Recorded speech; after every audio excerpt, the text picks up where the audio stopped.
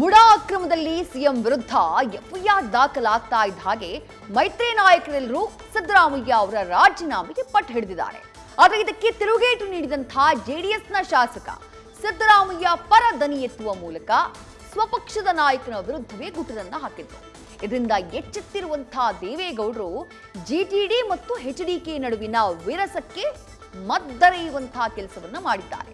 ಮತ್ತೊಂದು ಕಡೆ ದೂರುದಾರ ಸ್ನೇಹಮಯಿ ಕೃಷ್ಣ ಜಿಟಿಡಿ ವಿರುದ್ಧ ಹೊಸ ಬಾಂಬ್ ಸಿಡಿಸಿದ್ದಾರೆ.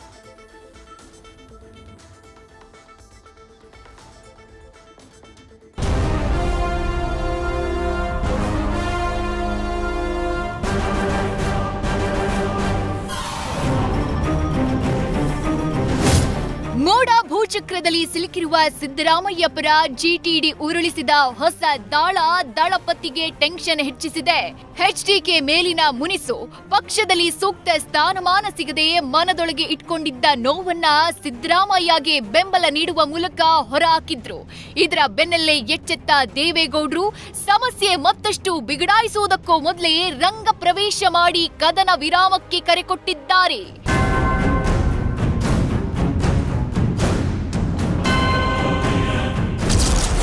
ಜಿಟಿಡಿ ಅಸಮಾಧಾನ ಶಮನಕ್ಕೆ ಎಚ್ಡಿಡಿ ರಂಗ ಪ್ರವೇಶ.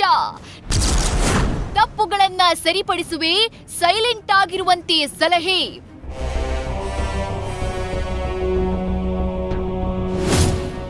ಜೆಡಿಎಸ್ನ ಹಿರಿಯ ಪ್ರಭಾವಿ ಶಾಸಕ ಜಿಟಿ ದೇವೇಗೌಡ ಅವರ ಮುನಿಸು ಹೊಸ್ತೇನಲ್ಲ.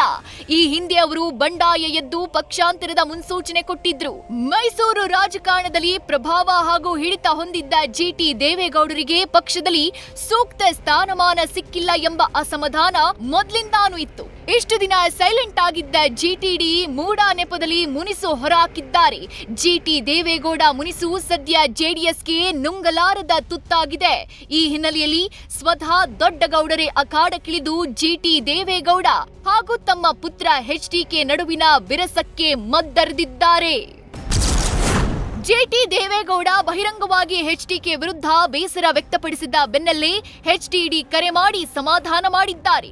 ನಾನಿದ್ದೀನಿ, ತಪ್ಪುಗಳನ್ನ ಸರಿಪಡಿಸ್ತೀನಿ ಅಂತ ಜಿಟಿ ದೇವೇಗೌಡರಿಗೆ ಭರವಸೆ ಕೊಟ್ಟಿದ್ದಾರೆ. ಹಾಗೂ ಸದ್ಯಕ್ಕೆ ಸೈಲೆಂಟ್ ಆಗಿರುವಂತೆ ದೊಡ್ಡಗೌಡರು ಸಲಹೆಯನ್ನ ನೀಡಿದ್ದಾರೆ ಎನ್ನಲಾಗಿದೆ.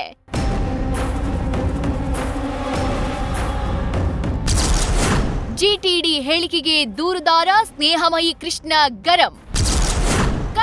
ಕಳ್ಳರು ಬಂದಾಗಿದ್ದಾರೆ ಎಂದು ಜಿಟಿಡಿಗೆ ಟಾಕ್. ಮೋಡ ಅಕ್ರಮದಲ್ಲಿ ಸಿಎಂ ರಾಜೀನಾಮೆ ಕೊಡಬೇಕಿಲ್ಲ ಎಂಬ ಜಿಟಿಡಿ ಹೇಳಿಕೆಗೆ ದೂರುದಾರ ಸ್ನೇಹಮಯಿ ಕೃಷ್ಣ ಖಾರವಾಗಿ ರಿಯಾಕ್ಟ್ ಮಾಡಿದ್ದಾರೆ. ಕಳ್ಳರು ಒಂದಾಗಿದ್ದಾರೆ ಅಂತ ಗಂಭೀರ ಆರೋಪ ಮಾಡಿದ್ದಾರೆ. ಕಳ್ಳರು ಒಂದಾಗೋದು ಸಹಜ ಪ್ರಕ್ರಿಯೆ ಸರ್. ಹಾಗೆ ಜಿಟಿ ದೇವೇಗೌಡರು ಕೂಡ ಅವ್ರದ್ದು ಇಲ್ಲ 50-50 ಅನುಪಾತದಲ್ಲಿ ಅವ್ರ ಪಾತ್ರನೂ ಇರೋದ್ರಿಂದ ಈಗಲೇ ಅವರೆಲ್ಲ ಒಂದಾಗ್ತಾ ಇದ್ದಾರೆ. ನನಗೆ ಈಗಾಗಲೇ ಮಾಹಿತಿ ಬಂದಿದೆ, 50-50 ಅನುಪಾತದಲ್ಲಿ ಯಾರನ್ನು ಅಕ್ರಮವಾಗಿ ನಿವೇಶನ ಪಡೆದರೆ ಅವರೆಲ್ಲರೂ ಕೂಡ ಒಂದು ಕೂಟವನ್ನು ರಚಿಸಿಕೊಂಡು ನನ್ನ ವಿರುದ್ಧ ಹೋರಾಟ ಮಾಡುವಂಥ ಒಂದು ಪ್ರಕ್ರಿಯೆಯಲ್ಲಿ ನಿರತರಾಗಿದ್ದಾರೆ. ಅದರ ಭಾಗವಾಗಿ ನಿನ್ನೆ ಜಿಟಿ ದೇವೇಗೌಡರು ಸಿದ್ದರಾಮಯ್ಯ ಅವ್ರ ಪರ ಮಾತಾಡಿದ್ದಾರೆ. ಈ ವಿಚಾರ ಕಳೆದ 3 ತಿಂಗಳಿಂದ ಕೂಡ ಮಾಧ್ಯಮ ಮುಂದೆ ಚರ್ಚೆ ಆಗ್ತಾ ಇರೋದು.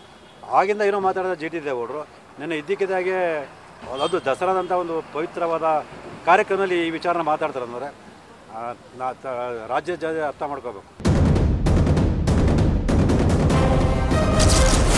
ಎಡಿಜಿಪಿ ಚಂದ್ರಶೇಖರ್ ವಿರುದ್ಧ ಮೈಸೂರಿನಲ್ಲಿ ಜೆಡಿಎಸ್ ಪ್ರತಿಭಟನೆ. ಇನ್ನು ಕೇಂದ್ರ ಸಚಿವ ಎಚ್ಡಿ ಕುಮಾರಸ್ವಾಮಿಯನ್ನ ಪರೋಕ್ಷವಾಗಿ ಹಂದಿಗೆ ಹೋಲಿಸಿದ ಎಡಿಜಿಪಿ ಚಂದ್ರಶೇಖರ್ ವಿರುದ್ಧ ಜೆಡಿಎಸ್ ನಾಯಕರು ಬೀದಿಗಿಳಿದಿದ್ದಾರೆ. ಮೈಸೂರಿನ ಗಾಂಧಿ ವೃತ್ತದಲ್ಲಿ ಮಾಜಿ ಸಚಿವ ಸಾರಾ ಮಹೇಶ್ ನೇತೃತ್ವದಲ್ಲಿ ಪ್ರತಿಭಟನೆ ನಡೆಸಿ ಆಕ್ರೋಶ ಹೊರಹಾಕಿದ್ರು. ಇದೇ ವೇಳೆ ಜಿಟಿಡಿ ಹೇಳಿಕೆ ಬಗ್ಗೆ ರಿಯಾಕ್ಟ್ ಮಾಡಿದ ಸಾರಾ ಮಹೇಶ್ ಅದು ಅವರ ವೈಯಕ್ತಿಕ, ಪಕ್ಷಕ್ಕೂ ಅದಕ್ಕೂ ಸಂಬಂಧ ಇಲ್ಲ ಅಂತ ಸಮಜಾಯಿಷಿ ಕೊಟ್ಟಿದ್ದಾರೆ. ಒಬ್ಬ ಸರ್ಕಾರಿ ನೌಕರ ಒಂದು ಪತ್ರವನ್ನು ಬರೆದು ಕೈ ಕೆಳಗಿನ ಅಧಿಕಾರಿಗಳಿಗೆ ಈ ರಾಜ್ಯದ ಈ ದೇಶದ ಘನತೆ ಹೊತ್ತಂಥ ಒಬ್ಬ ಕೇಂದ್ರ ಸಚಿವರ ಬಗ್ಗೆ ಮಾತನಾಡುವಂಥ ಮಾತನ್ನು ಮುಖ್ಯಮಂತ್ರಿಗಳು ಕೆಲವು ಕಾಂಗ್ರೆಸ್ ಮುಖಂಡರು ಸಮರ್ಥನೆ ಮಾಡ್ಕೋತಾರೆ ಅಂದರೆ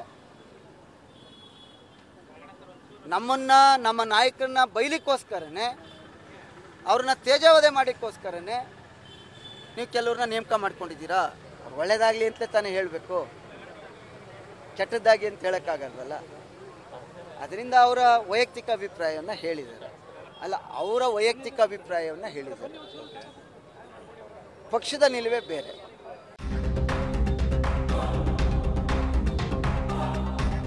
ಒಟ್ಟಾರೆ ಕರುನಾಡಿನ ಪ್ರಾದೇಶಿಕ ಪಕ್ಷವಾದ ಜೆಡಿಎಸ್ನಲ್ಲಿ ಯಾವುದೂ ಸರಿಯಿಲ್ಲ ಅನ್ನೋದು ಜಿಟಿಡಿ ಹೇಳಿಕೆಯಿಂದ ಬಹಿರಂಗವಾಗಿದ್ದು ದಳದಲ್ಲಿ ತಳಮಳಕ್ಕೆ ಕಾರಣವಾಗಿದೆ. News first bureau. News first ನಿರ್ಭೀತಿಯಿಂದ ನಿಮ್ಮ ಪರವಾಗಿ.